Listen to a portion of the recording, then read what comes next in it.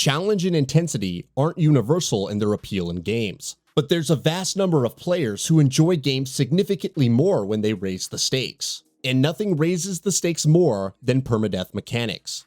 Knowing that a character will be gone forever and no longer be playable if they die ramps up the intensity greatly, giving more weight to every action you take, forcing you to think longer and harder about how you're going to proceed. Here, we're going to talk about a few games that implemented permadeath mechanics to great effect.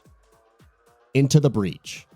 Developer Subset Games is something of a master when it comes to permadeath and roguelike mechanics, and Into the Breach is a perfect example of that. Mixing permadeath with its ingenious timeline switching mechanic, Into the Breach makes you recalibrate the way you think, so that you're always planning ahead and always thinking about who to take with you when things inevitably go wrong and you have to go to a new timeline. It injects a whole new layer of strategy, and it is, in a word, brilliant. Darkest Dungeon. One of the best examples of indie talent in recent memory, Darkest Dungeon is an unmissable game for anyone who likes RPGs or difficulty in their games. Though, the last bit probably wouldn't be true, or at least as true, if not for the game's permadeath mechanics. Knowing that the mercenaries in your team can be wiped out at any moment as you explore a dungeon, and that you'll have to replace them with new recruits can put a lot of weight on the choices you make in the moment. Abandoned Ship. Abandoned Ship might not be a game that you've heard of, but as those who've played it will tell you, it probably deserves more attention than it gets. One of the reasons for that is its unique application of permadeath. As its name suggests, the game is centered entirely around your ships, but your ships can be destroyed and lost forever. When that happens, as captain, it's on you to survive the attack and escape in a lifeboat, after which you start from scratch and build up another vessel. OTHERCIDE. OTHERCIDE instantly catches the eye with its gorgeous and unique art style. And while there are some aspects of the game that feel a bit uneven, its sudden and frequent difficulty spikes, for instance, you can't help but admire its permadeath ideas. One of the biggest reasons for that is that the only way to heal a character in OTHERCIDE is by sacrificing another, which means you intentionally have to let someone permanently die to keep others alive. Making those hard choices lend even greater weight to OTHERCIDE's implementation of permadeath. Until Dawn. We could have mentioned any one of Supermassive's many interactive horror adventure games here, but let's go with one that started it all, and that one is arguably still the best. Games have often struggled to make it feel like your choices have actual consequences, but Until Dawn is not one of those games. The wrong decision, a mistake at the wrong time, a single poorly thought out action can result in the death of any one of Until Dawn's characters, after which there is no going back. The game builds up constant tension that way, in a manner that not a lot of games are able to. MORDHEIM, City of the Damned.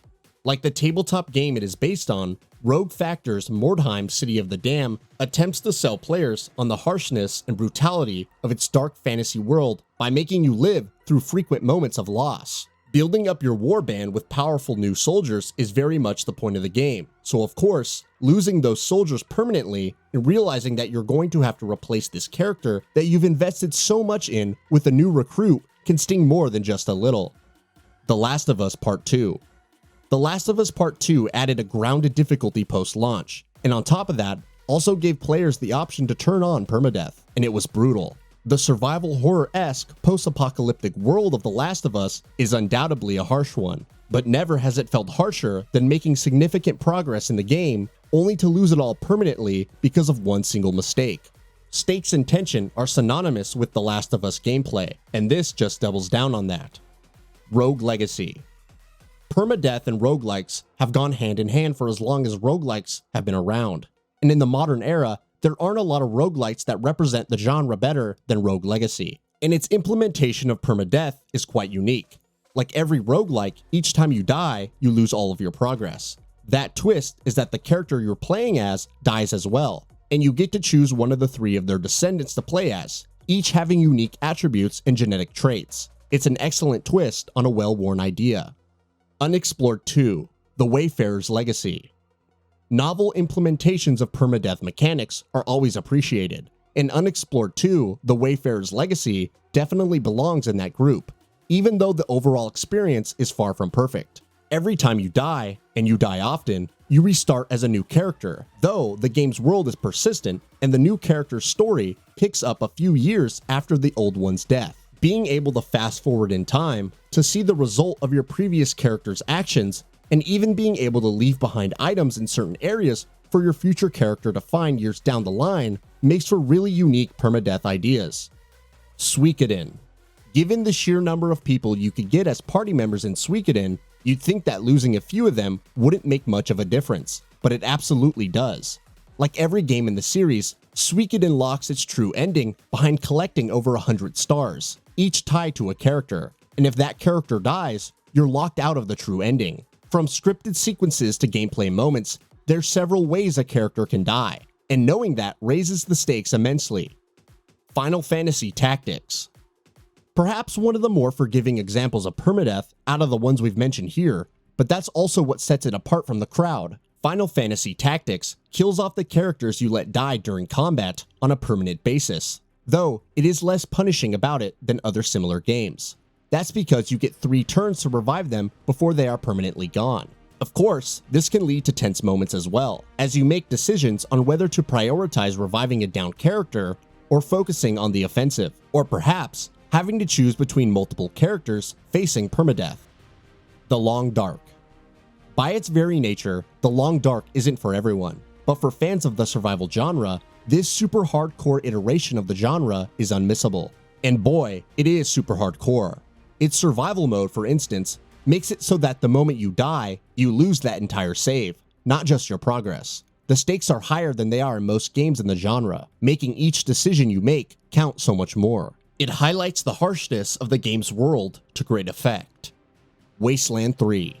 The post-nuclear apocalyptic world of Wasteland 3 isn't exactly the most welcoming or friendliest, but for those who want to make it even more unforgiving, the permadeath option, which was added to the game in a post-launch update, is a great one. Given how attached you could get to the characters in Wasteland 3, for both narrative and gameplay reasons, and how much you end up investing in the progression over the course of dozens of hours, playing with the knowledge that the wrong decision can result in the permanent loss completely changes the dynamic of the experience. Don't Starve. Don't Starve takes no prisoners with its permadeath mechanic. The game can be a brutal one, even at the best of times, and throws plenty of challenging stuff at its players. And one of those challenging things is its no half measures permadeath, because when you die, the entire game essentially resets, kicking you back to the home screen and forcing you to start from scratch. Sure, there are a few ways to avoid that, but knowing that makes it even harder to lose all of your progress, if only you've done a few things differently, right? XCOM, Enemy Unknown. When you think of permadeath, XCOM is one of the first names that pops into your head. It's very much one of the game's defining traits. Enemy Unknown and its sequel have often been called some of the most difficult games in recent memory, and while there are many factors contributing to that, permadeath is a huge part of it. That's all for now. If you enjoy what you saw, please hit the like button. And if you're new to the channel, now is a great time to subscribe. We upload brand new videos every single day. After subscribing, don't forget to enable all notifications by clicking the bell icon. Thanks for watching this video, and we'll see you next time, right here on GamingBolt.